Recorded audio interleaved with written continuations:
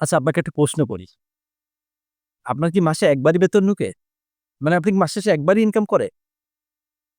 নাকি আপনার প্রত্যেকদিন কিছু না কিছু ইনকাম ঢুকতে থাকে? মানে এক কথায় মাস শেষে যেটা আপনি ১৫,০০০, ২০,০০০, ৫০,০০০ যেটা পান, এটা ছাড়া কি কোনো এক্সট্রা ইনকাম আছে? যদি উত্তর আপনার হ্যাঁ হয়ে থাকে, তাহলে আপনাকে কনগ্রাচুলেশন। আর যদি না হয়ে থাকে, তাহলে আপনি একবার ভেবে দেখেন তো, বর্তমানে প্রতিযোগিতামূলক বাজারে আপনার কি একটা এক্সট্রা ইনকাম দরকার আছে না? যেখান থেকে আপনি মনে করেন ঘুমায়ে বসে থাকলে বা আপনি ওটাতে সময় না দিলেও আপনার একটা এক্সট্রা ইনকাম হবে, যেটাকে আমরা প্যাসিভ ইনকাম বলি। এই ইনকামটা তো আপনার প্রয়োজন, তাই না? তাহলে এই ইনকামটা কিভাবে বের করতে হয়? কোন সেক্টর থেকে বের করবেন? এটা আপনি নিজেই খুঁজে বের করুন। যেটা আপনি স্বাচ্ছন্দ্য বোধ করবেন, যে সেক্টর থেকে। আমি কয়েকটা সাজেস্ট করতে পারি।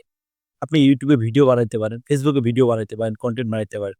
অথবা আপনি যেই কাজে পারদর্শী, যদি আপনি এক্সট্রা স্কিল আপনার ভিতরে থাকে, তাহলে আপনি একটা কোর্স বানান। কোর্সটাকে আপনি সেল করেন। তো দিন শেষে আপনি একটা কিছু একটা করেন।